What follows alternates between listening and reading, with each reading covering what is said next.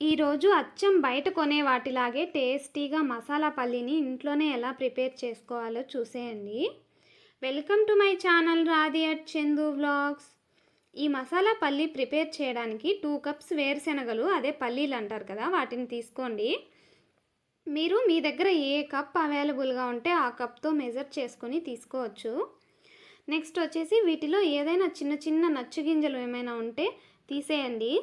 లేదంటే పెద్దగా ఉన్న గింజలు తొందరగా ఫ్రై అవ్వవు, ఈలోపు చిన్నవి మాడిపోతాయి. ఇప్పుడు మసాలా ప్రిపేర్ చేసుకోవడానికి 1/2 tablespoon Kashmiri red chilli powder, 1 teaspoon amchur powder, టేస్ట్కి తగ్గట్టు salt, 1 teaspoon garam masala, 1 teaspoon chaat powder masala, ఇవన్నీ బాగా కలిసేదాకా మిక్స్ చేసి పక్కన పెట్టుకోవాలి. ఈ మసాలాతోనే టేస్ట్ చాలా బాగా వస్తాయి వేరుశెనగ గింజల మసాలా. నెక్స్ట్ ఇంకొక బౌల్ తీసుకొని మనం ఏ కప్తో అయితే వేరుశెనగ గింజలు మెజర్ చేసుకున్నామో అదే కప్తో 1 కప్ శనగపిండిని తీసుకోవాలి.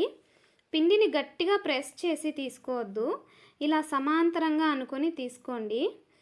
ఇందులోకి 1 టీ స్పూన్ పసుపు, 1 టీ స్పూన్ కారం, 1 టీ స్పూన్ ధనియా powder, 1 teaspoon salt, 1 teaspoon ఇంగువ వేసి హాఫ్ లెమన్ని సీడ్స్ లేకుండా స్క్వీజ్ చేసి వేసుకోవాలి.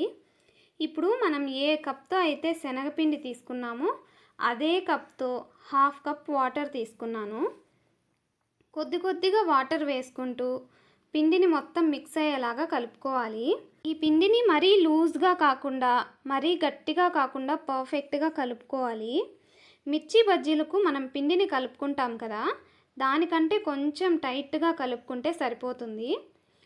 నేను తీసుకున్న 1/2 కప్ వాటర్లో నాకు 1 టీ స్పూన్ అన్ని వాటర్ మాత్రమే మిగిలిపోయాయి. అంతే, ఇంకా ఈ పిండిలో మనం ఈనో కానీ సోడా కానీ ఏమీ యాడ్ చేయాల్సిన అవసరం లేదు.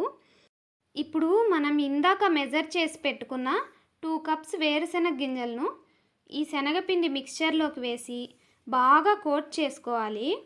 అస్సలు వేరుశెనగ గింజలు కనిపించకూడదు, అలా కోట్ చేసుకోవాలి.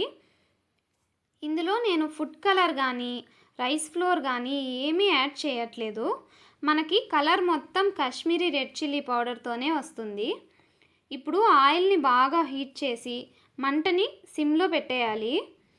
ఇప్పుడు మనం కలుపుకున్న వేరుశెనగ గింజలను ఆయిల్లో కొద్ది కొద్దిగా వేసుకుంటూ ఇలాంటి సన్నగా ఉన్న కమ్మీతో కానీ లేదా గరిట వెనక వైపుకు తిప్పు కానీ కలుపుకుంటే పల్లీలు ఒకదాంతో ఒకటి మరీ ఎక్కువగా అతుక్కోకుండా ఉంటాయి. ఇప్పుడు మంటని మీడియం ఫ్లేమ్లో పెట్టి ఇలా కలుపుతూనే ఫ్రై చేసుకోవాలి. ఆయిల్లో ఇలా నురగలు రావడం తగ్గిపోయి వేరుశెనగ గింజలు చిటపటమని సౌండ్ వస్తే మనకి ఇవి బాగా ఫ్రై అయిపోయినట్టు. ఇప్పుడు వీటిని ఆయిల్లో నుంచి తీసేసి మనం ముందుగా ప్రిపేర్ చేసి పెట్టుకున్న మసాలా పౌడర్ ఉంది కదా, దాన్ని కొద్ది కొద్దిగా చల్లుకుంటూ ఇలా వాటిని ఎగరేస్తూ కలుపుకుంటే అన్ని గింజలకు మసాలా బాగా పడుతుంది. కొంచెం వేడివేడిగా ఉన్నప్పుడే ఈ మసాలా పౌడర్ని కలుపుకుంటే చాలా బాగా గింజలకు పడుతుంది. చూసారా సౌండ్ ఎంత బాగా వస్తున్నాయో, చాలా క్రంచీగా పర్ఫెక్ట్గా అచ్చం స్వీట్ షాప్లో వాళ్ళు సేల్ చేసేలాగే ఉంటాయి. వీటిని ఇలాగే ఒక 10 మినిట్స్ వదిలేస్తే ఇంకా క్రిస్పీగా తయారవుతాయి. మీరు కూడా తప్పకుండా ట్రై చేయండి, చాలా టేస్టీగా ఉంటాయి. మీకు నా వీడియో నచ్చితే లైక్ చేయండి, షేర్ చేయండి, సబ్స్క్రైబ్ చేసుకోండి.